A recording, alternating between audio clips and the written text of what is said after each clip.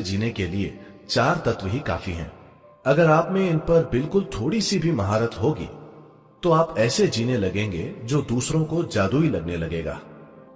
सभी योग अभ्यास, किसी भी तरह का अभ्यास हो, चाहे आप आसन करें, यम, नियम, प्राणायाम, धारणा, जो भी हो, ध्यान, समाधि, शून्य, चाहे आप कुछ भी करें, मूल रूप से उन सभी चीजों की बुनियाद तत्वों की शुद्धि है। अगर आप तत्वों को शुद्ध करेंगे तो आप एक खूबसूरत जीवन जिएंगे। अगर आप ये नहीं कर पाते तो सबसे अच्छी चीज है परे चले जाना। खूबसूरत जीवन की दिशा में न जाकर बस उनसे परे चले जाइए, क्योंकि खूबसूरत जीवन जीना एक ज्यादा जटिल परिस्थिति है परे जाने की तुलना में। परे जाने का मतलब है कि आप उनसे ऊपर हैं। जो ऊपर है वो भौतिकता की इतनी सारी जटिलताओं की परवाह नहीं करता। लेकिन अगर आप भौतिक में होकर भी उससे ऊपर होना चाहते हैं तो भौतिकता पर थोड़ी ज्यादा महारत की जरूरत है।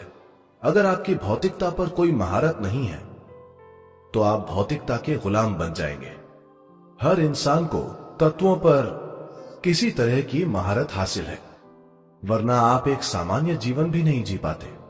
फिलहाल आपके सिस्टम में 5 तत्व कितने अच्छे से व्यवस्थित हैं, इसी से तय होता है कि ये शरीर कितना मजबूत, स्थिर और संगठित है।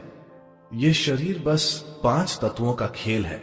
ये दुनिया भी और ये ब्रह्मांड भी, सब कुछ 5 तत्वों का खेल है।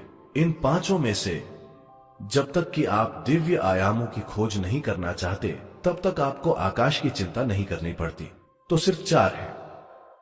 इन 4 में से आपके शरीर का 72% सिर्फ पानी है।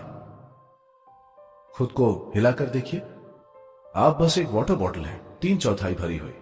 आपको समझना चाहिए कि ये धरती के तालमेल में है और धरती का लगभग 72% पानी है। जीवन इसी तरह विकसित हुआ है। धरती की जो भी प्रकृति है वो आपके शरीर में अलग अलग तरीकों से व्यक्त हुई है। तो लगभग 2/3 धरती पानी है और 2/3 शरीर भी पानी है।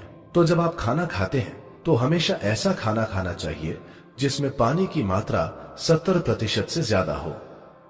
तो 72% पानी है। शरीर का 12% पृथ्वी है।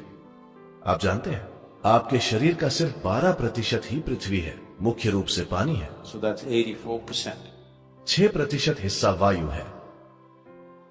वायु तत्व की साधना और शुद्धि सबसे आसान है, क्योंकि सांसें मौजूद है जिसे आप कुछ तरीके से संभाल सकते हैं। बाकी का 4% अग्नि है। अग्नि पर महारत पाने से आपके साथ कई चीजें हो सकती हैं, लेकिन क्योंकि आप गृहस्थ हैं और परिवार के साथ रहते हैं तो आपको अग्नि पर महारत पाने की जरूरत नहीं है। आप इसे मौजूदा स्थिति में ही रख सकते हैं। बाकी का 6% आकाश है। आपको उसकी चिंता करने की जरूरत नहीं है जब तक कि आप अस्तित्व के दिव्य आयामों की खोज नहीं करना चाहते। अच्छे से जीने के लिए 4 तत्व ही काफी हैं। 5वां उन लोगों के लिए प्रासंगिक नहीं है जो बस अच्छे से जीना चाहते हैं। इनकी साधना के लिए अभ्यासों का एक पूरा सिस्टम है। कुछ सीधे हैं, बाकी घुमावदार हैं। भूत शुद्धि का अभ्यास एक बहुत ही सरल तरीके से किया जा सकता है या बहुत ही जटिल तरीके से भी किया जा सकता है। तत्वों की कमान अपने हाथों में लेने के कई तरीके हैं। एक चीज है आप इन्हें अपने भीतर कैसे लेते हैं, आप इनसे कैसा बर्ताव करते हैं। प्राचीन संस्कृतियों का पूरा सिस्टम इन 4 तत्वों के साथ अच्छा बर्ताव करने के बारे में था। ये 4 तत्व आपकी रचना की बुनियाद हैं। अगर आप में इन पर बिल्कुल थोड़ी सी भी महारत होगी तो आप ऐसे जीने लगेंगे जो दूसरों को जादुई लगने लगेगा। 4 तत्वों का इस्तेमाल करके आप अपना पूरा शरीर बना रहे हैं। दुर्भाग्य है कि ये अचेतन रूप से हो रहा है, बस यही है।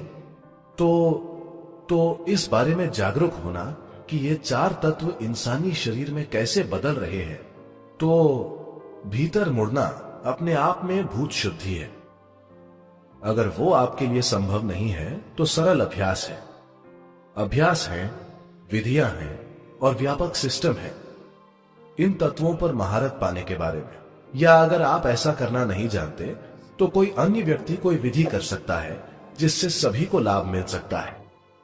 भूत शुद्धि की विधियां हैं। उदाहरण के लिए हर महीने ध्यानलिंग में पंचभूत आराधना होती है।